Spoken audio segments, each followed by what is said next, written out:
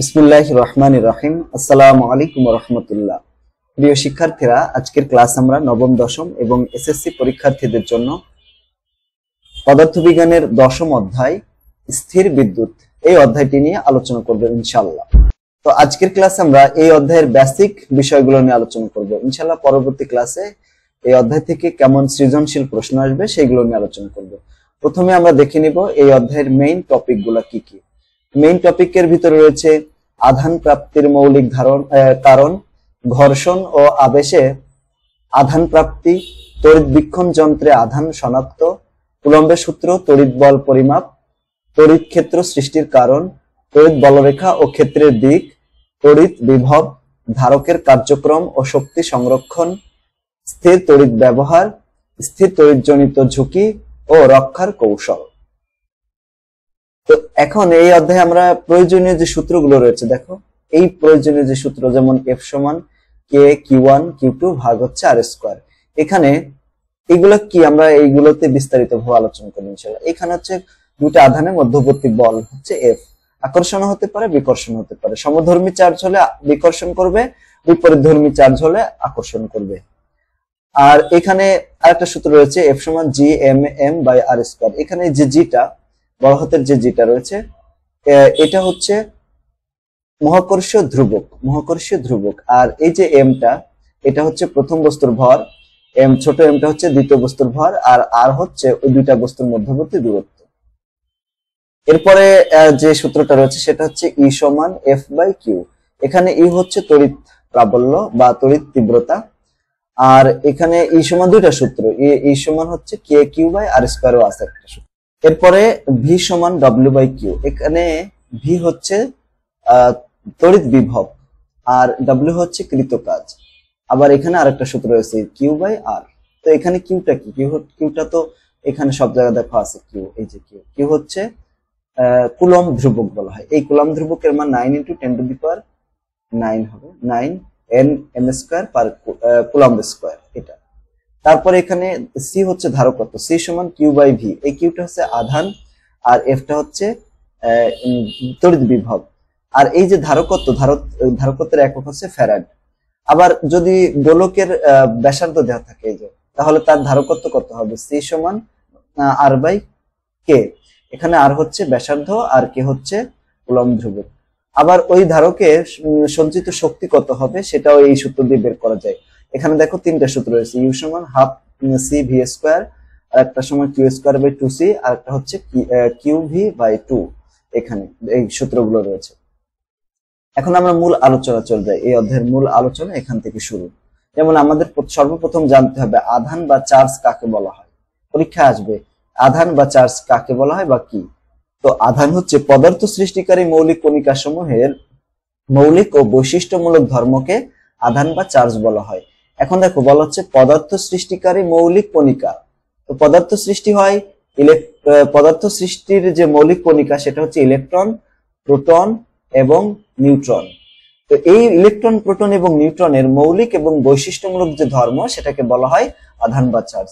তো মৌলিক এবং বৈশিষ্ট্যপূর্ণ ধর্ম বলতে সেই ধর্মকে বোঝায় যে ধর্মটা ওই বস্তুটার ভিতরে আছে, অন্য কোনো বস্তুর ভিতরে ওই ধর্ম নাই। যেমন দেখো আমি কি যে কথা বলতেছি, আমার কণ্ঠ তোমরা শুনতে পাচ্ছ, তাই না? তা এর মাধ্যমে তোমরা বুঝতেছো যে আমি কথা বলতেছি। বা তোমরা দুইজন ফ্রেন্ড ঘরের ভিতর থেকে যদি কথা বলে, বাইরে থেকে এসে কে কথা বলতেছে তার কণ্ঠ শুনে আগে থেকে যদি পরিচিত থাকে তাহলে বলতে পারবে। তো এইটা হচ্ছে তার মৌলিক এবং বৈশিষ্ট্যপূর্ণ ধর্ম। তো এরকম ইলেকট্রন, প্রোটন এবং নিউট্রনের মৌলিক এবং বৈশিষ্ট্যপূর্ণ যে ধর্ম সেটাকে বলা হয় আধান বা চার্জ। এখানে নিউট্রনের কোনো চার্জ নাই, চার্জ শূন্য, তার মানে কোনো আধান নাই। মূলত ইলেকট্রন এবং প্রোটনের মৌলিক এবং বৈশিষ্ট্যমূলক ধর্মকে চার্জ বা আধান বলা হয়। তো এই আধান আবার দুই রকমের, একটা হচ্ছে ধনাত্মক আধান এবং ঋণাত্মক আধান। ধনাত্মক আধান প্রোটনের যে আধান সেটা হচ্ছে ধনাত্মক, আর ঋণাত্মক আধান ইলেকট্রনের যে আধান সেটা হচ্ছে এটা হচ্ছে তোমার ঋণাত্মক আধান, ইলেকট্রনের আধান। এখন এই আধানের বৈশিষ্ট্য কি? আধান দেখো দুই রকমের, এটা তো বললাম, একটা হচ্ছে ধনাত্মক আধান আর ঋণাত্মক আধান। আধান সংরক্ষিত থাকে, মানে সৃষ্টিও হয় না, ধ্বংস হয় না, শুধু এক বস্তু থেকে আর এক বস্তুতে ট্রান্সফার হয়ে যায়, স্থানান্তরিত হয়। চার্জ কোয়ান্টাইজড অর্থাৎ ইলেকট্রনের চার্জের গুণিতক হবে। মনে করো ইলেকট্রনের চার্জ যদি ই হয়, তাহলে যে এখানে চার্জ সংখ্যা 2e হতে পারে, 3e হতে পারে, ঠিক আছে, এরকম হতে পারে, কিন্তু কখনো ভগ্নাংশ আকারে হয় না। তোমরা দেখো 1.33 এরকম ইলেকট্রন এরকম হয় না, হয় হচ্ছে এই ইলেকট্রন সংখ্যার গুণিতক, এরকম সরল গুণিতক আকারে হয়, ঠিক আছে। এটাকে বলা হয় কোয়ান্টাইজড চার্জ, হচ্ছে কোয়ান্টাইজড আকারে থাকে। তারপরে আধান হচ্ছে স্কেলার পরিমাণ, মানে মান আছে কিন্তু এর দিক নাই, মানে এটা স্কেলার রাশি, ভেক্টর রাশি না, ঠিক আছে। চার্জ সবসময় ভরের সাথে যুক্ত থাকে, ভর ধনাত্মক হলেও চার্জ ধনাত্মক বা ঋণাত্মক হতে পারে। আর আধানের একক হচ্ছে কুলম্ব। এই বিষয়গুলো আমরা জানতে হবে, জানা খুবই দরকার, কারণ এরপরে আমাদের সব জায়গায় লাগবে যে আধানের একক কুলম্ব, কুলম্ব সব জায়গায় লাগবে। এখন এই অধ্যায়টার নাম কি ছিল? এই অধ্যায়টার নাম ছিল স্থির বিদ্যুৎ বা স্থির তড়িৎ। তো স্থির তড়িৎ স্ট্যাটিক ইলেকট্রিসিটি কাকে বলা হয়? স্থির বিদ্যুৎ হলো এমন এক ধরনের বিদ্যুৎ যা কোনো বস্তুর মধ্যে চার্জ জমা হওয়ার ফলে সৃষ্টি হয় এবং এটি এক জায়গায় স্থির থাকে, চলমান মানে চলাচল করে না, এক জায়গা থেকে আরেক জায়গায় চলে যায় না। আর স্থির বিদ্যুতের বৈশিষ্ট্য কি? স্থির যে বিদ্যুৎটা, এটার বৈশিষ্ট্য হচ্ছে চার্জের উপস্থিতি। এটি ধনাত্মক বা ঋণাত্মক চার্জ জমা হওয়ার ফলে তৈরি হয়। স্থির অবস্থা হচ্ছে পরিবাহী পথ না থাকলে চার্জগুলো নড়াচড়া করে না। আকর্ষণ ও বিকর্ষণ, বিপরীত চার্জ আকর্ষণ করে এবং একই ধরনের চার্জ বা সমধর্মী চার্জ পরস্পরকে বিকর্ষণ করে দেয়, ঠিক আছে। উদাহরণ হচ্ছে চিরুনি দিয়ে চুল আঁচড়ালে কাগজকে টানে। তুমি এরকম কতগুলো কাগজের টুকরা নিবা, হ্যাঁ, এরকম টেবিলের পরে নাও, আর তোমার হাতে যে চিরুনিটা আছে বা হচ্ছে তোমার হাতে যে কলমটা আছে, কলমটা অনেক সময় এরকম কলমটা মাথার শুকনো মাথা যদি থাকে চুল, ওই চুলে অনেক সময় ঘষে এখানে স্পর্শ করার একটু সামনে রাখো, দেখবে যে ওটাকে আকর্ষণ করতেছে, উপরের দিকে টেনে নিচ্ছে। তাই বলেছে যে চিরুনি দিয়ে চুল আঁচড়ানো, এটা কাগজ টানো। লোমশ পোশাকে কি করে? ঘর্ষণ স্পার্ক তৈরি করে। আর বজ্রপাত, মেঘে যে চার্জ জমা হয়, ওটা হচ্ছে বজ্রপাত, ঠিক আছে। ব্যবহার, ফটোকপিয়ার, তারপরে পেইন্ট স্প্রেতে ব্যবহার করা হয়, শিল্প কলকারখানায় ব্যবহার করা হয়। এটা হচ্ছে স্থির বিদ্যুতের বৈশিষ্ট্য। এখন ঘর্ষণে স্থির বিদ্যুৎ তৈরি, ইলেকট্রিসিটি ডিউ টু ফ্রিকশন, মানে ঘর্ষণ হলে স্থির তড়িতের সৃষ্টি হয়। কিভাবে হয়? ঘর্ষণের ফলে ইলেকট্রন স্থানান্তরিত হতে পারে, কিন্তু প্রোটন এবং নিউট্রন স্থানান্তরিত হয় না। শুধু ইলেকট্রনটাই স্থানান্তরিত হয়, কিন্তু প্রোটন তো কেন্দ্রে থাকে, নিউট্রনও কেন্দ্রে থাকে, এরাদের কোনো পরিবর্তন হয় না। তো ইলেকট্রন স্থানান্তরের ফলে কি হয়? যদি বেশি ইলেকট্রন পায়, মানে কোনো বস্তুতে যদি ইলেকট্রন প্রবেশ করে, তাহলে কি হবে? বেশি ইলেকট্রন পাবে, ওটা হচ্ছে ঋণাত্মক ভাবে চার্জিত হবে। আর ইলেকট্রন যদি কেউ হারিয়ে ফেলে, তাহলে সেটা ধনাত্মক চার্জে চার্জ দিতে হবে, মানে ইলেকট্রন সংখ্যা কমে যদি যায় কোনো বস্তু থেকে, ওই বস্তুটা হচ্ছে ধনাত্মক আধান আহিত হবে। আর যে বস্তুতে ইলেকট্রন প্রবেশ করবে, তাহলে তো ইলেকট্রনের সংখ্যা বেড়ে যাবে, ওই বস্তুটা ঋণাত্মক চার্জে চার্জিত হবে। অর্থাৎ যদি কোনো বস্তুর ইলেকট্রনের সংখ্যা প্রোটনের চেয়ে বেশি হয়, তাহলে বস্তুটি ঋণাত্মক ভাবে চার্জিত হয়েছে, এটা ধরে নেওয়া হয়। আবার যদি ইলেকট্রনের সংখ্যা যদি কমে যায়, প্রোটন সংখ্যা তো আর বাড়ে না, প্রোটন সংখ্যা তো সেম থাকে, মানে প্রোটন সংখ্যার চেয়ে যদি ইলেকট্রন সংখ্যার চেয়ে যদি প্রোটন সংখ্যা বেশি থাকে, তাহলে এটা ধনাত্মক চার্জে চার্জিত ধরা হয়। এখন তোমাদের যে সংক্ষিপ্ত প্রশ্ন আসে অথবা সৃজনশীলের খ নম্বরে অনুধাবনমূলক যে প্রশ্নগুলো আসে, এইখানে এই প্রশ্নগুলো আসতে পারে। যেমন দেখো, প্লাস্টিকে পশমি কাপড় দ্বারা ঘষলে উহা কেন ঋণাত্মক আধানে আহিত হয়? দেখো, ঋণাত্মক আধানে আহিত হবে ওই বস্তুটা যার ইলেকট্রনের প্রতি আকর্ষণ বা চাহিদা বা লোভ বেশি। তো ইলেকট্রনকে পশমি কাপড় দিয়ে ঘষলে প্লাস্টিক কি করে? ঋণাত্মক আধানে আহিত হয়। কারণ কি? ইলেকট্রনের জন্য প্লাস্টিকের আকর্ষণ ফ্লানেলের অপেক্ষা বেশি থাকে, তাই পশমি কাপড় দিয়ে ঘষলে ইলেকট্রন পশমি কাপড় থেকে প্লাস্টিকে চলে আসে এবং প্লাস্টিক ঋণাত্মক আধানে আহিত হয়। আবার দেখো, সিল্কে কাঁচ দ্বারা ঘষলে কোনটি কোন আধানে আহিত হবে? তো সিল্কে কাঁচ দিয়ে ঘষলে কাঁচ ধনাত্মক আধানে আহিত হবে এবং সিল্ক ঋণাত্মক আধানে আহিত হবে, কারণ ইলেকট্রনের জন্য সিল্কের আকর্ষণ কাঁচের তুলনায় বেশি। তাই ঘর্ষণের ফলে কিছু ইলেকট্রন কাঁচ থেকে সিল্কে চলে আসে। ইলেকট্রন হারানোর ফলে কাঁচ ধনাত্মক আধানে আহিত হয় এবং ইলেকট্রন গ্রহণ করার ফলে সিল্ক ঋণাত্মক আধানে আহিত হয়। একইভাবে এখানে প্রশ্ন করা আছে যে আকাশে বিজলি চমকায় কেন?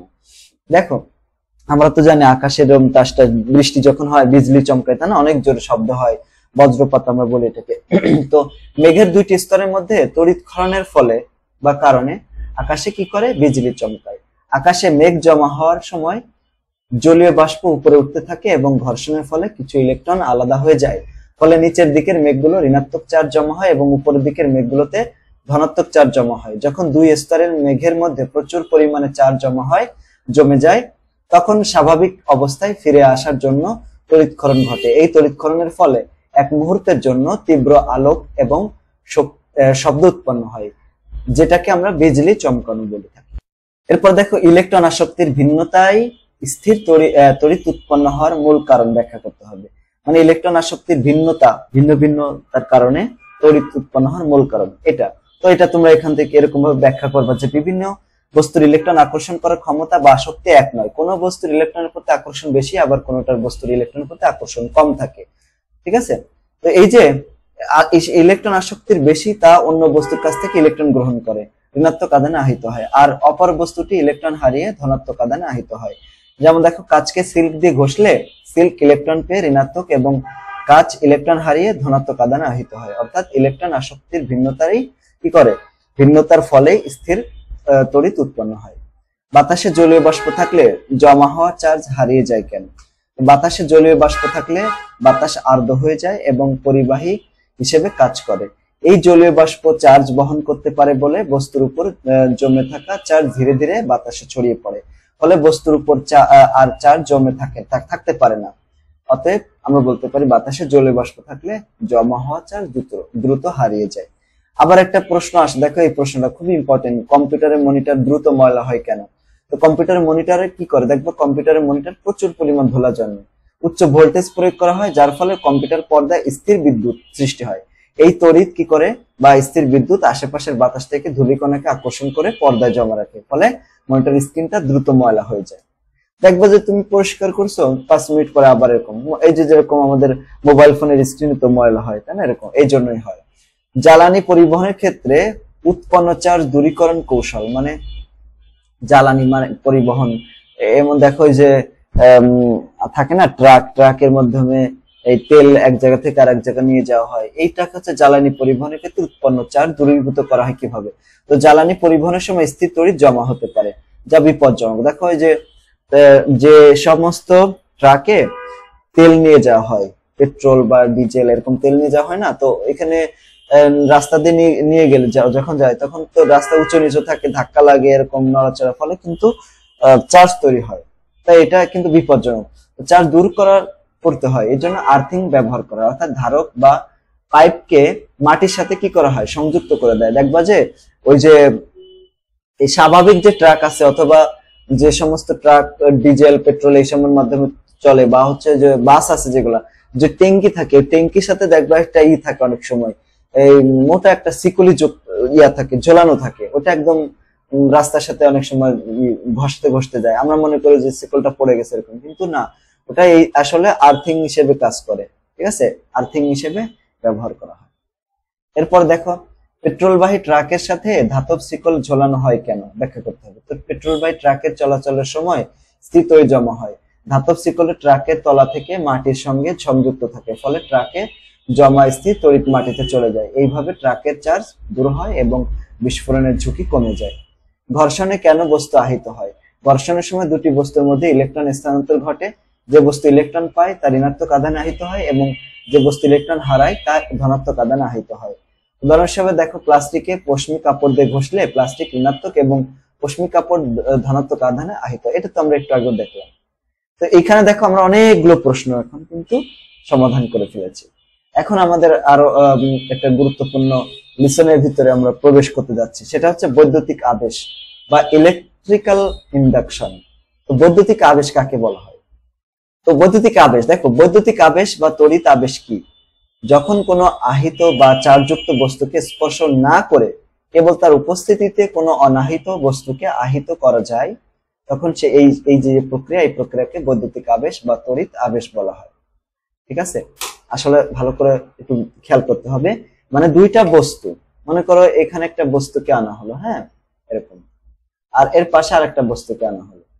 তো এই বস্তুতে মনে করো চার্জ আছে প্লাস এরকম ধনাত্মক, আর এই বস্তুতে এরকম আছে, হ্যাঁ পজিটিভ চার্জ আছে নেগেটিভ চার্জ আছে। এটাকে যে কোনো একটা চার্জে চার্জিত করবো, তাহলে কি করব? এর পাশে এনে এটাকে চার্জ করতে হবে, স্পর্শ করা যাবে না। স্পর্শ না করে কেবল তার উপস্থিতিতে কোনো অনাহিত বস্তুকে আহিত করা যে পদ্ধতি, এটাকে বলা হয় বৈদ্যুতিক আবেশ বা তড়িৎ আবেশ বলা হয়। এবার একটা প্রশ্ন, একটি অনাহিত বস্তুকে কিভাবে তড়িৎ আবেশের মাধ্যমে ধনাত্মক আধানে আহিত করা যায়? একটি ঋণাত্মক আহিত দণ্ড অনাহিত ধাতব বস্তুর কাছে আনতে হবে, ঠিক আছে, আনতে হবে, তবে স্পর্শ করা যাবে না। ফলে দণ্ডের কাছের পাশে ধনাত্মক চার্জ জমা হবে, হ্যাঁ, আর দূরের পাশে ঋণাত্মক। দেখো এখানে একটা অনাহিত বস্তু, এই আহিত বস্তু দেখছো, এই যে মানে ঋণাত্মক আধানে আহিত আছে, আর এখানে একটা অনাহিত বস্তু মানে প্লাসও আছে মাইনাসও আছে। তো বিপরীত চার্জ পরস্পরকে আকর্ষণ করবে, এই জন্য প্লাস গুলো মাইনাসের কাছাকাছি থাকবে আর মাইনাস গুলো এরকম দূরে সরে যাবে। তারপর এটাকে যখন আমরা মাটির সাথে এরকম মিশাই, মানে ভূ সংযুক্ত করা হবে, ঠিক আছে, তখন এই ঋণাত্মক গুলো ভূমিতে চলে যাবে, ধনাত্মক গুলো থেকে যাবে। তো এরপরে যদি এটাকে আমরা সরিয়ে ফেললে কি হবে, এই যে ধনাত্মক যে চার্জ গুলো সব এরকম পুরা বস্তুটার মধ্যে এরকম ভাবে ছড়িয়ে পড়বে। এখন তোমরা এটা নিজে করবে, যে এই যে আমরা করলাম যে একটা বস্তু অনাহিত বস্তুকে ধনাত্মক চার্জে চার্জিত করলাম, তুমি কি করবা, একটা অনাহিত বস্তুকে ঋণাত্মক চার্জে কিভাবে চার্জিত করা যায় এটা তোমরা নিজেরা করবা। ওকে, এটা হচ্ছে এটার উল্টা। এরপরে আছে দেখো ইলেকট্রোস্কোপ। ইলেকট্রোস্কোপ জিনিসটা কি, এই দেখো ইলেকট্রোস্কোপের ছবি আছে এটা। তো ইলেকট্রোস্কোপ হচ্ছে সেটা একটা যন্ত্র যার মাধ্যমে একটা বস্তুতে ইলেকট্রন আছে কিনা, মানে চার্জ আছে কিনা, আর চার্জ থাকলে সেটা কোন ধরনের চার্জ আছে, ধনাত্মক চার্জ নাকি ঋণাত্মক চার্জ, এটা বের করার যে পদ্ধতি বা এটা বের করা যায় সেই পদ্ধতিটাকে বলা হয়, মানে এটাকে সেই যন্ত্রটাকে বলা হয় ইলেকট্রোস্কোপ বলা হয়। দেখো যে যন্ত্রের সাহায্যে আধানের অস্তিত্ব এবং প্রকৃতি নির্ণয় করা যায় তাকে ইলেকট্রোস্কোপ বলা হয়, এই যেটাকে বলা ইলেকট্রোস্কোপ। এরপর দেখো গঠন। একটি ইলেকট্রোস্কোপে থাকে একটি ধাতব দণ্ড, তার নিচে যুক্ত থাকে দুটি অত্যন্ত হালকা সোনা এবং অ্যালুমিনিয়ামের পাত। সবকিছু রাখা হয় একটি কাচের পাত্রের ভেতরে, যাতে বাতাস বা বাইরের চার্জ প্রভাব না ফেলে। উপরের অংশে থাকে একটি ধাতব চাকতি বা যেটাকে মেটাল ডিস্ক আমরা বলে থাকি।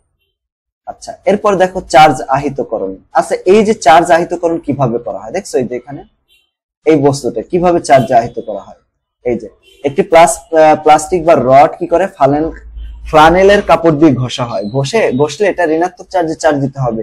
এই ঋণাত্মক চার্জে চার্জিত প্লাস্টিক রড যদি ইলেকট্রোস্কোপের চাকতিকে স্পর্শ করে, চাকতি কোনটা, এই দেখো এই যেটা দেখছো, এটা হচ্ছে চাকতি।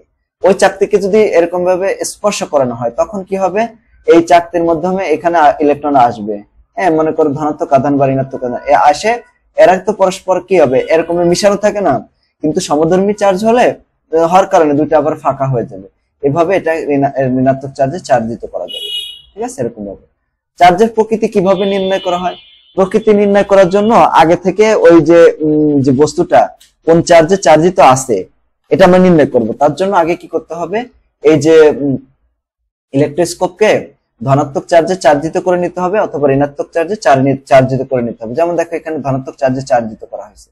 এখন যদি এখানে একটা বস্তুকে আনা হয়, ঠিক আছে, ঋণাত্মক চার্জে চার্জিত, তো এটা আসলে এই যে ফাঁকাটা যেরকম থাকে ওর চেয়ে যদি কমে যায় তাহলে বুঝতে হবে ওই বস্তুতে ঋণাত্মক চার্জ আছে। আবার যদি এই ফাঁকটা আগের চেয়ে আরো বেড়ে যায় তাহলে সমধর্মী চার্জ ছিল, তার মানে এটা ধনাত্মক চার্জে চার্জিত আছে ওই বস্তুটা। এটা এইভাবে হিসাব করতে হবে, ঠিক আছে।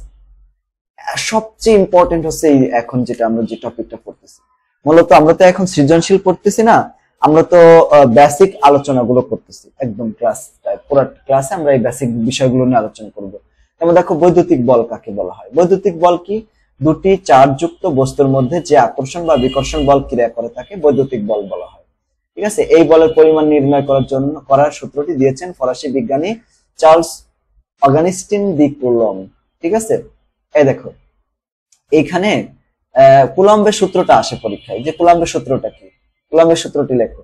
দুটি চার্জের মধ্যে বৈদ্যুতিক বল তাদের চার্জের গুণফলের সমানুপাতিক এবং তাদের মধ্যবর্তী দূরত্বের বর্গের ব্যস্তানুপাতিক। এটা হচ্ছে কুলম্বের সূত্র, ঠিক আছে। দেখো এখানে দুইটা বস্তু আছে দেখছো, একটা হচ্ছে Q1 আর একটা হচ্ছে কি Q2। এই দুইটার মধ্যে আকর্ষণ বা বিকর্ষণ কিভাবে নির্ভর করে তা কুলম্ব বের করে দেখাইছে, আর মধ্যবর্তী দূরত্ব হচ্ছে R। তো সেটা হচ্ছে F সমানুপাতিক Q1 Q2 ভাগ R স্কয়ার। এখন এই যে সমানুপাতিক যে চিহ্নটা আছে এটার পরিবর্তে আমাদের কে চিহ্নটা ইউজ করতে হবে, ঠিক আছে। কে জিনিসটা কি, কে হচ্ছে বৈদ্যুতিক ধ্রুবক, যেটাকে আমরা বলি কুলম্ব ধ্রুবক বলতে পারি। কুলম্ব ধ্রুবকের মান আছে একটা, হ্যাঁ, সেটা কত 9 × 10⁹ N m স্কয়ার পার কুলম্ব স্কয়ার। আচ্ছা এখানে F টা কি? F হচ্ছে বৈদ্যুতিক বল, এর একক হচ্ছে নিউটন। Q1 Q2 এগুলো হচ্ছে দুইটা চার্জের মান আর কি। একটা চার্জের মান Q1, একটা হচ্ছে Q2, এটা একক হচ্ছে কুলম্ব। আর R হচ্ছে চার্জের মধ্যবর্তী দূরত্ব, K হচ্ছে কুলম্ব ধ্রুবক।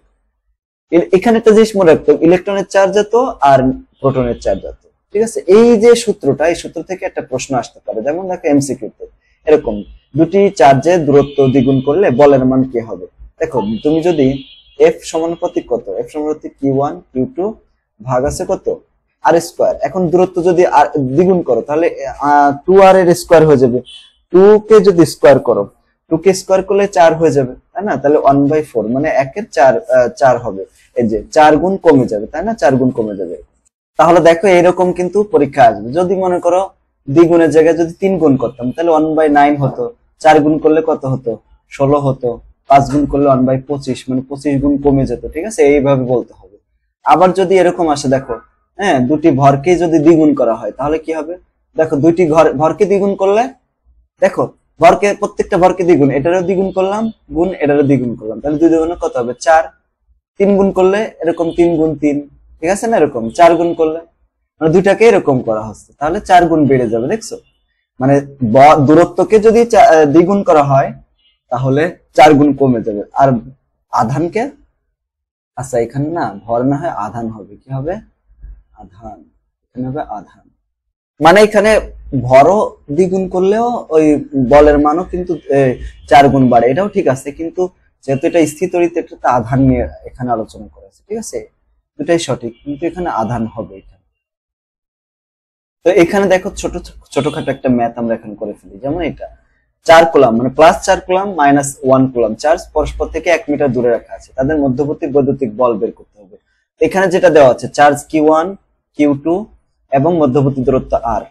আর এই যে কুলম্বের যে ধ্রুবকটা সেটাকে আমরা এটা ধরি, ঠিক আছে? 9 × 10⁹ N m স্কয়ার পার কুলম্ব স্কয়ার।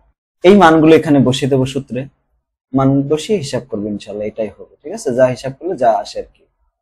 তো এখানে মানটা কত আসে দেখেন, 9 × 10⁹ গুণ আছে 4, আর ভাগ কত? ভাগ হচ্ছে 1 এর স্কয়ার, তো 1 এর স্কয়ার করলে তো একই হবে, ওই যে 3.6 × 10⁻10 এর। এরপর দেখো এই যে এটা সমস্যা পরেরটা। তো এখানে একটি 5 কুলম্ব চার্জ এবং +3 কুলম্ব চার্জ 1 মিটার দূরে রাখা হয়েছে। এখন তৃতীয় একটি চার্জ +Q এমন ভাবে মাঝখানে রাখো যেন সেটি কোনো বল অনুভব করে না। মানে কত দূরে রাখতে হবে, মানে দূরত্ব বের করতে হবে, ঠিক আছে? এখানে দুটো বস্তু আছে না, এই বস্তু থেকে দূরত্ব কত আছে এটা আমাদেরকে বের করতে হবে। এই যে এখন এই মনে রাখবা একটা জিনিস, কি মনে রাখবা বলতো?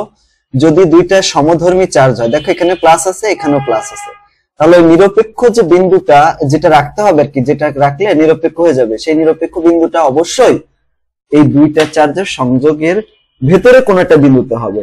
আমি মিডিল বলি নাই, বলছে যে ভেতরে ভেতরে আর কি, মানে ভেতরের দিকে হবে। কিন্তু যদি দেখো এটা প্লাস আর একটা মাইনাস, একটা প্লাস একটা মাইনাস হলে মানে বিপরীতধর্মী চার্জ হলে, সেই ক্ষেত্রে এদের সংযোগ স্থলের ভিতরে কোনো বিন্দুতে হবে না, বাইরে কোনো বিন্দুতে হবে। এই যে সাপোজ এই জায়গা মনে রাখবা, এই যেটা মনে রাখলেই কিন্তু 100 এ 100 অ্যান্সার করতে পারবা। কি বললাম? যদি দুইটাই পজিটিভ হয় তাহলে এরকম হবে, আবার যদি দুইটাই নেগেটিভ হয়, এটা মাইনাস এটাও মাইনাস, তাহলেও মাঝে হবে, এই যে এরকম এরকম মাঝে হবে, ঠিক আছে? একটা প্লাস একটা মাইনাস হলে বাইরে হবে, আর একটা প্লাস মানে দুইটাই প্লাস হলে মাঝে হবে, দুইটাই মাইনাস হলে মাঝে হবে, এরকম, ঠিক আছে? আশা করি এটা ভালো করে বুঝতে পেরেছো। আচ্ছা এরপর দেখো ধরি +Q চার্জটি +5 কুলম্ব থেকে x দূরত্বে রাখলে সেটি কোনো বল অনুভব করবে না, এবং +3 কুলম্ব থেকে তার দূরত্ব হবে x-1। দেখো পুরাটার মান তো 1 মিটার, তাই না? মানে এখান থেকে এই পর্যন্ত 1 মিটার, এখান থেকে একটু ধরে নিলাম x, তাহলে বাকিটা কত হবে? 1 - x হবে, ঠিক আছে? এইরকম ভাবে এখন আমরা সূত্রে মানটা বসিয়ে দেবো। সূত্রে মানে যেহেতু আমাদের কি হবে বলতো, কোনো বল অনুভব করবে না, বল অনুভব না করা মানে কি, মানে এই ক্ষেত্রে F1 সমান কত হবে? F2 হবে। F1 মানে প্রথম বস্তুর জন্য এখানে যে আকর্ষণ বল, দেখো এই বস্তুটা পাস ছিল, মাঝখানে Q ছিল +Q, মানে এই দুইটার মধ্যে বিকর্ষণ বল কত সেটা আমরা বের করছি, মানে মান বের করতেছি। আবার এই পাশেও বিকর্ষণ বল, তাই না? যদি সমধর্মী, এই যে পরেরটা আর কি, এই যে এই পাশে ছিল 3, এই 3 এর ভিতরে আর এই কিউ এর ভিতরে, সেটা হচ্ছে এই যে এখানে বসিয়ে দিলাম। আর মাঝখানে হচ্ছে নিচে হচ্ছে দূরত্ব স্কয়ার। এখন এই পাশ থেকে কে কে কাটা গেল, কিউ কিউ কাটা গেল, এখানে থাকলো 5 আর এখানে থাকলো কত 3। এখন এটাকে আর গুণ করে দেবো, এটার সাথে এটা গুণ, এটার সাথে এটা গুণ, ঠিক আছে। এখন 1 - x এর হোল স্কয়ার, এখানে এই যে মানটা আসে। এখন এই যে 5 এর সাথে এটা পুরোটা গুণ করে এটা বসাই দিলাম। আর এই যে -3 আছে +3, এটাকে এই পাশে আসলে মাইনাস হয়ে গেল, বিয়োগ করলাম 2x² - 8 আসে। এখন এটাকে সমাধান করব কিভাবে, ঠিক আছে, কিভাবে করব দেখো। করব হচ্ছে এরকম, সূত্র আছে একটা, ax² + bx + কত c সমান কত 0। এখান থেকে আমরা x বের করার সূত্র আছে, সূত্র হচ্ছে -b ± √b² - 4ac ভাগ হচ্ছে 2a। এখন এই যে এখানে আমাদের এটার সাথে তুলনা করে আমাদের এখানে বসাইতে হবে। যেমন দেখো এখানে -10 টা হচ্ছে b, এখানে এই যে a হচ্ছে 2, এটা হচ্ছে c। এখন দেখো এই জায়গায় বসে দেবো -b, তো মাইনাস, এখানে তো একটা মাইনাস আছে, মাইনাস মাইনাস এর আগে প্লাস হয়ে গেল, প্লাস মাইনাস √b² মানে 10 এর স্কয়ার করলে 10 হয়, -4ac, 4 এর মান 4ac, দেখো 4 * a কত, a মানে 2 ইনটু কত, c মানে 5, তাহলে 4 × 2 = 8, 5 × 8 = 40। এই যে এটাকে আমরা হিসাব করব, দুইটা মান আসবে, একটা এটা মান, এটা মান। যেহেতু আমি বললাম, আমি একটু আগেও বলেছি, আবার এখানে দেখো মোটা কালি দিয়ে লিখে দিয়েছে, আধানদ্বয় সমধর্মী হলে নিরপেক্ষ বিন্দু হবে মাঝের কোন বিন্দুতে। তো মাঝের বিন্দু মানে কি, দুইটা মানে এখানে একটা 5 ছিল, এখানে 3 ছিল, মাঝখানে তাদের দূরত্ব ছিল 1 মিটার ছিল। তাহলে 1 মিটারের ভিতরে কোনো একটা উত্তর হবে, কিন্তু এখানে দেখো এই উত্তরটাতে 1 এর চেয়ে বড়, তাহলে এটা কিন্তু হবে না, অ্যানসারটা হবে প্রথমটা, এই যে এটা, ঠিক আছে। মানে কত থেকে, এই যে +5 কুলম্ব থেকে তার দূরত্ব হবে এত। এখন তুমি যদি -5 কুলম্ব থেকে ওইটা থেকে কত হবে, সেই ক্ষেত্রে তুমি এই যে এই 1 থেকে এই সংখ্যাটা তুমি বিয়োগ করে দিতে পারো, শেষ হয়ে যাবে, ঠিক আছে, এরকম হবে। এরপর দেখো আরেকটা সমস্যা, 5 কুলম্ব এবং -3 কুলম্ব, দেখছো এইখানে কিন্তু একটা প্লাস একটা মাইনাস, সেই ক্ষেত্রে ওই বিন্দুটাকে কি করতে হবে, বাইরে কোথাও রাখতে হবে। দেখছো এই যে এখানে বাইরে কোথাও রেখেছি, মানে সংযোগের বাইরে হবে নিরপেক্ষ বিন্দুটা। তো সেটা আমরা ধরে নিচ্ছি যে আমরা ধরলাম এখান থেকে x মিটার, এখান থেকে x মিটার, আর এই যে পুরাটা কত, পুরাটা তো 1 মিটার, মানে এই মানটা কিন্তু এটার মান, মানে পুরাটা একদম টোটাল। এই যে কোনটার মান, এই যে দেখো 1 মিটার হচ্ছে এখান থেকে এই পর্যন্ত, এই যে এখান থেকে, ঠিক আছে 1 মিটার, আর এখান থেকে এটা হচ্ছে কত x মিটার, এরকম ধরে দিলাম। এখন যে 5 কুলম্ব থেকে এই বিন্দুটার দূরত্ব টোটাল কত হবে, 1 + x, তাই দেখো এই সূত্রটা বসানো হবে। আবার এখান থেকে তো শুধু x², এই যে তাই x² বসিয়ে দিলাম, ঠিক আছে। এই যে এখানে হবে 3 হবে, এই জায়গা 3 হবে। এখন আমি কি করলাম, এখান থেকে কে, এই পাশ থেকে কে, এই কিউ কাটা, তাহলে 5 থাকলো, এই পাশে 3 থাকলো, আর গুণ করে দিলাম এই যে এখানে, এবার স্কয়ার করে দিলাম এই যে এখানে, ঠিক আছে। গুণ করে দেব, গুণ করে এটা আগের মতো হিসাব করব, হিসাব করলে এখানে দেখো দুটা মান, এই একটা মান, এই মানটা কিন্তু গ্রহণযোগ্য না, সরি দুইটাই গ্রহণযোগ্য হতে পারে মানটা, কিন্তু কোনটা হবে সঠিক দেখো। তো এইখান থেকে প্রায় এত মিটার ডানে, অর্থাৎ এত মিটার দূরে, ঠিক আছে, এত মিটার দূরে, অর্থাৎ প্লাস কিউ কোনো নেট বল অনুভব করবে না, ঠিক আছে। এটা আছে आंसर রাখলে আর কি। এই মানটা একটু সমস্যা হয়েছে, এটা এই মানটা এত হবে না, দেখো এই মানটা এত হবে, -0.436 এরকম হবে। যেহেতু মাইনাস দূরত্ব তো আর নেগেটিভ হয় না, এজন্য মাইনাস হবে না। তাহলে এর উত্তরে একটু সমস্যা আছে, ওকে। আচ্ছা, তো এটা একটু ঠিক করে নিও। পরেরটা দেখো এখানে, এই যেটা হাইড্রোজেন পরমাণু কেন্দ্রে একটা প্রোটন এবং বাইরে একটা ইলেকট্রন থাকে, প্রোটনের চার্জ এত এবং ইলেকট্রনের চার্জ এত। যদি নিউক্লিয়াস থেকে ইলেকট্রনের কক্ষপথের ব্যাসার্ধ এত মিটার হয় বা দূরত্ব এত হয়, তাহলে তাদের আকর্ষণ কতটুকু হবে। এই যে সূত্র, মানটা বসিয়ে দিলে হয়ে যাচ্ছে, যেখানে পুরোটা বসায় দিলে মান শেষ। যেহেতু এটা নেগেটিভ, তোমরা চাইলে মান না নেগেটিভ নাও বলতে পারো, বসাইতে পারো। এরপরে পৃথিবীতে এবং চাঁদে কি পরিমাণ চার্জ জমা রাখলে মহাশূন্য বল, মানে মহাকর্ষ বল শূন্য হয়ে চাঁদ কক্ষপথ থেকে ছুটে বের হয়ে যাবে, ঠিক আছে, এরকম। তাই আমরা এটা যে মানটা যেগুলো আছে, যেমন এইটার মান আছে তো, ঠিক আছে, এই মানগুলো আমরা ধরে নিলাম আর কি। এটা হচ্ছে মহাকর্ষীয় ধ্রুবকের মান, এটা হচ্ছে কে এর মান, পৃথিবীর ভর, চাঁদের ভর, ঠিক আছে, এটা মুখস্থ করবা এগুলা। তারপর দূরত্ব, তো মাধ্যাকর্ষণ বল কত হবে, G/m/r²। আবার বিকর্ষণ বল বা আকর্ষণ বলের সূত্র হচ্ছে এটা K/q²/r², যেহেতু আধান সেম এর জন্য আর কি। তো এই দুইটা বল সমান হবে, সমান হলে K Q square by R square সমান G M M by R square এরকম হবে। কিউ সমান কত হবে, এই দেখো কে কে কাটা, কে তো কাটা না, সরি কোনো কিছু, ও আর আর কাটা, দেখো এই পাশে আর স্কয়ার এই পাশে আর স্কয়ার কাটা, এই কেটা এই পাশে আছে এই পাশে নিচে চলে আসলো, আর এই স্কয়ারটা এই পাশে চলে যাবে, রুট হয়ে গেল, মান বসিয়ে দিলাম, অঙ্ক শেষ। ঠিক আছে, এরকম হবে। এখন পৃথিবী এবং চাঁদের সমান চার্জ এত জমা রাখলে চাঁদ কক্ষপথ থেকে ছুটে বেরিয়ে যাবে, প্রয়োজনীয় ইলেকট্রন সংখ্যা কত হবে, এন সমান কিউ বাই ই হবে। তো কিউ এর মান এখানে বসাই দিলাম আর ই এর মান এখানে বসাই দিলাম, এখানে শেষ। এই ইলেকট্রনের মোট ভর এত এবং এত গুণ করে দিতে হবে, মানে একটা ইলেকট্রনের ভর তো এটা, তার সাথে এই ইলেকট্রন গুলো গুণ করে দিলাম, তাহলে 324 কেজি। এটা মাঝারি সাইজের একটা গরুর সমান হয়ে গেল, তাই না? এই যেটা এরপরে রয়েছে যেটা, সেটা হচ্ছে তড়িৎ ক্ষেত্র। তড়িৎ ক্ষেত্র কাকে বলা হয়? কোনো আহিত কণার চারপাশে যে অঞ্চল জুড়ে তার প্রভাব, মানে আকর্ষণ বল বা বিকর্ষণ বল কাজ করে, সেইটাকে বলা হয় তড়িৎ ক্ষেত্র। তো তড়িৎ প্রাবল্য কাকে বলা হয়? মানে তড়িৎ ক্ষেত্রে কোনো বিন্দুতে একটি একক ধনাত্মক আধান স্থাপন করলে সেটি যে বল অনুভব করে তাকে ওই বিন্দু তড়িৎ প্রাবল্য বলা হয়। তড়িৎ প্রাবল্য সূত্র E সমান এফ বাই কিউ আর E সমান Q K Q by R square. এখানে E সমান তড়িৎ প্রাবল্য, এফ হচ্ছে ক্রিয়াশীল বল, কিউ হচ্ছে আধান। এগুলোর একক কি? এখানে নিউটন পার মিটার স্কয়ার, ঠিক আছে, সরি নিউটন পার কুলম অথবা ভোল্ট পার মিটারও বলতে পারি, অথবা KG metre square per coulomb এটাও বলতে পারি। এখন প্রশ্ন আসতে পারে যে তড়িৎ প্রাবল্য 10 নিউটন পার কুলম বলতে কি বোঝো? তো এটার উত্তর হচ্ছে এখানে যে যদি কোনো বিন্দুতে একক ধনাত্মক আধান স্থাপন করা হয় এবং সেটি 10 নিউটন বল অনুভব করে তবে ওই বিন্দুর তড়িৎ প্রাবল্য হবে এত। আচ্ছা, একই রকম প্রশ্ন দেখো, তড়িৎ ক্ষেত্রে সকল বিন্দুতে তড়িৎ প্রাবল্য সমান নয় কেন? কারণ সমান নেই কেন? কারণ দেখো এটা নির্ভর করে কিসের উপরে, এফ ই সমান Q by F by Q. এখানে হ্যাঁ, এখানে চার্জ থেকে বৈদ্যুতিক দূরত্বের উপর নির্ভর করে কিনা। দেখো চার্জ থেকে যত দূরত্ব বাড়বে, দেখো আমরা আরেকটা সূত্র দেবো, সেটা হচ্ছে ই সমান কে কিউ ভাগ হচ্ছে আর স্কয়ার, এই সূত্রটা লাগবে। তো এই যেহেতু আর স্কয়ার আছে, তাই না, কি আছে বলতো, আর স্কয়ার, তো এই আর স্কয়ার দূরত্বের উপর নির্ভর করে, এখানে একটু সমস্যা রয়েছে। এরপরে আরেকটা প্রশ্ন যে সমমানের দুইটি ধনাত্মক আধানের মধ্যবর্তী অঞ্চল নিরপেক্ষ বিন্দু সৃষ্টির কারণ কি? সমমানের দুইটি ধনাত্মক আধানের মধ্যবর্তী অঞ্চল উভয় তড়িৎ প্রাবল্যের মান সমান কিন্তু দিক বিপরীত হয়, ফলে তাদের বল একে অপরকে বাতিল করে দেয়, এজন্য তড়িৎ নিরপেক্ষ সৃষ্টি। একটু আগে আমরা দেখলাম এরকম, তাই না, ওই টাইপের আর কি। 5 কুলম চার্জের জন্য 10 মিটার দূরে তড়িৎ ক্ষেত্রের মান কত হবে? তো দেখো এই যে এটা হচ্ছে কে এর মান, কিউ এর মান, আর এর মান, ই সমান কে কিউ বাই আর স্কয়ার, এখানে মানটা বসিয়ে দিলাম, মানটা এত হবে। আবার 3 কুলম চার্জের একটি বস্তু 10 নিউটন বল অনুভব করছে, ওই জায়গায় ইলেকট্রিক ফিল্ড কত হবে? এখানে এফ এর মান দেওয়া আছে, কিউ এর মান দেওয়া আছে, ই সমান এফ বাই কিউ, ই সমান কত, এফ বাই কিউ, এর জন্য এখানে মান বসিয়ে দিলাম, শেষ।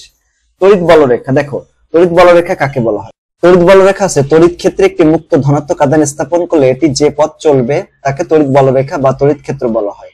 বিন্দুর দিক, তড়িৎ ক্ষেত্রে কোনো বিন্দুতে বলরেখার সাথে অঙ্কিত স্পর্শক ওই বিন্দুতে তড়িৎ প্রাবল্যের দিক নির্দেশ করে।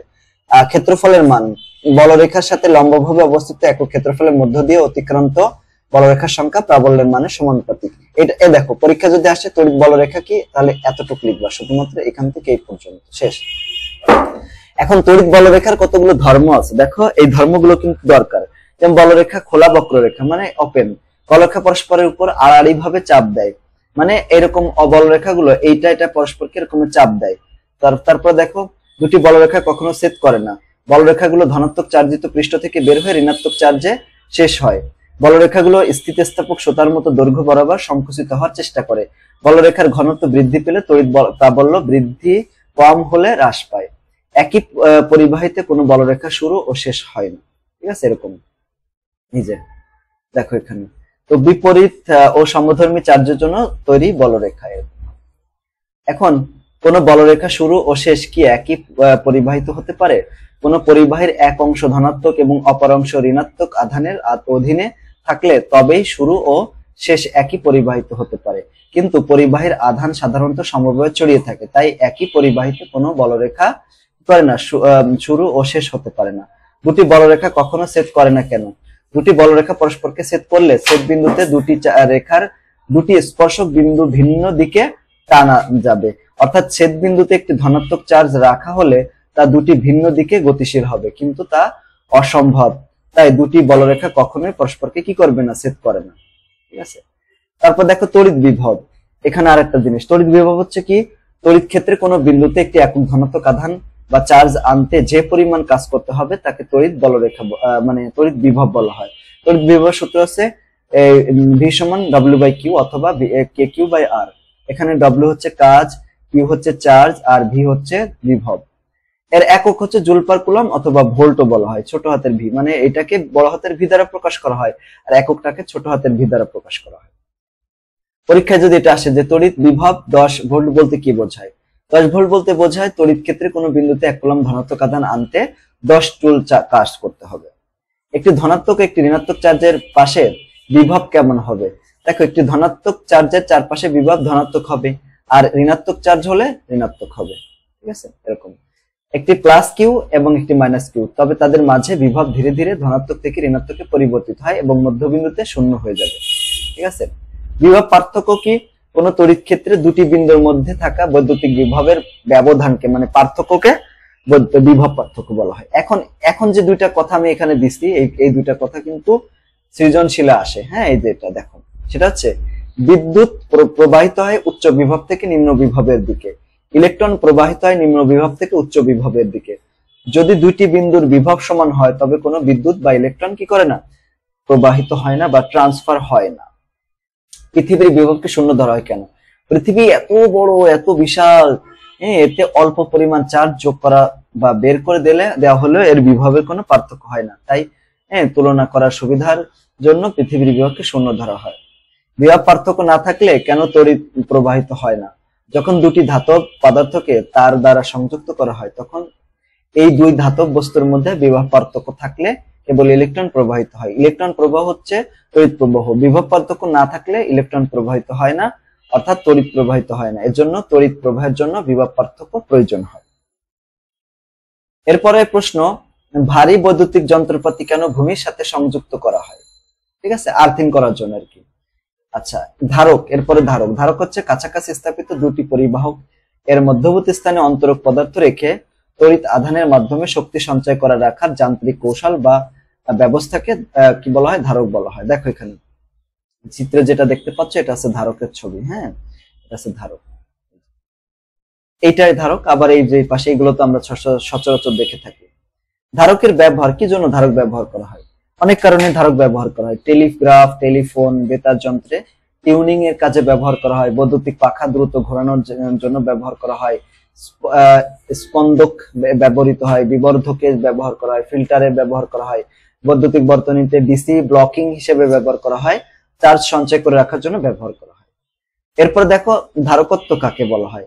কোন ধারকের প্রত্যেক পাতে যে পরিমাণ আধান জমা হলে পাতদ্বয়ের মধ্যে একক বিভব পার্থক্য বজায় থাকে ওই ধারকের ধারকত্ব, মানে তাকে ওই ধারকের ধারকত্ব বলা হয়। ধারকত্ব যে সূত্র সি সমান কিউ বাই ভি।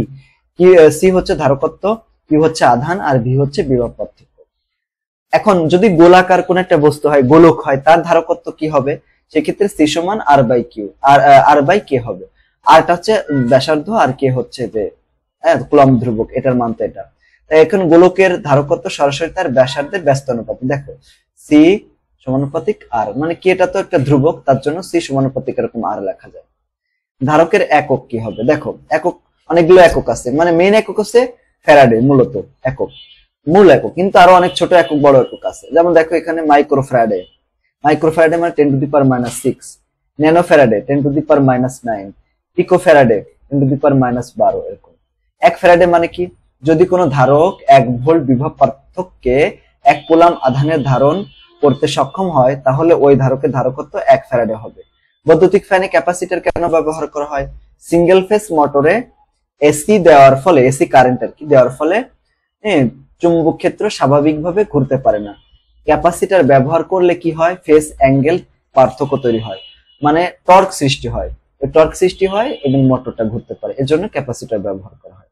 ধারকে কতটুকু শক্তি সঞ্চয় করা যাবে সেটা সূত্র দেখো, ইউ সমান হাফ সি ভি স্কয়ার, এটা কিন্তু পরীক্ষায় আসবে। ঠিক আছে, সি হচ্ছে ধারকত্ব, ভি হচ্ছে বিভব। এখন এটা প্রশ্ন যে 20 মাইক্রোফ্যারাডের ধারককে 10 ভোল্ট বৈদ্যুতিক বিভব দেওয়া হলো, এখন কতটুকু শক্তি সঞ্চয় হবে? এখন সি সমান কত? 20 মাইক্রোফ্যারাডে, মাইক্রোটাকে 10⁻⁻6 দেওয়া হয়, বৈদ্যুতিক বিভব হচ্ছে 10 ভোল্ট, এন্ড শক্তি হাফ CV স্কয়ার, মানটা বসে দিলাম, শেষ। আচ্ছা, এরপর দেখো স্থির বিদ্যুতের ব্যবহার, কোন কোন কাজে স্থির বিদ্যুৎ আমরা ব্যবহার করি তা এখানে দেওয়া রয়েছে। আর কতগুলো প্রশ্ন, যেমন যে স্টিলের আলমারি রং করতে রঙের স্প্রে ব্যবহার করা হয় কেন, এগুলো পড়বা। ভ্যান ডি গ্রাফ মেশিনে কিভাবে উচ্চ বিভব তৈরি করে, দেখো এই যে এটা হচ্ছে ভ্যান ডি গ্রাফ যন্ত্র। এটা কিভাবে করা হয়, ভ্যান ডি গ্রাফ মেশিনে একটি অপরিবাহী বেল্ট থাকে, দেখো এই যে একটা বেল্ট থাকে, দেখছো এই যে একটা বেল্ট আছে, এই যে এটা বেল্ট। কি করবে, হ্যাঁ, স্থির বিদ্যুৎ স্প্রে করা হয়, বেল্টটি ঘুরে ঘুরে কি করে ধাতব গোলকের ভেতরে গেলে স্পর্শকের মাধ্যমে চার্জটি গোলকে স্থানান্তরিত হয়। চার্জ বেশি, সর্বদা বেশি বিভব থেকে কম বিভবে চলে যাবে, ঠিক আছে, মানে বিদ্যুৎ প্রবাহের কথা বলা আছে। গোলকে চার্জ জমা হয়, এভাবে বিশাল পরিমাণ চার্জ জমা করে খুব উচ্চ বিভব তৈরি করা সম্ভব। তো আলহামদুলিল্লাহ আমরা এখানে বেসিক বিষয়গুলো আলোচনা শেষ করলাম। পরবর্তী ক্লাসে আমরা টাইপ ভিত্তিক সৃজনশীল প্রশ্নগুলো নিয়ে আলোচনা করব। ক্লাসটি তোমাদের কাছে কেমন লাগলো সেটা কমেন্টে জানিয়ে দাও। আর যদি আমাদের ক্লাসটি ভালো লাগে, আর এই যে তোমরা যে শীটটা দেখতে পাচ্ছ যেটা দিয়ে আমরা ক্লাস নিচ্ছি, একাডেমিক প্রিপারেশন বুক, এটা টাইপ ভিত্তিক ভাবে দেওয়া আছে, দেখছো এখান থেকে পড়লে 100% MCQ সিকিউ সবগুলো কমন পাবা, হ্যাঁ SQ।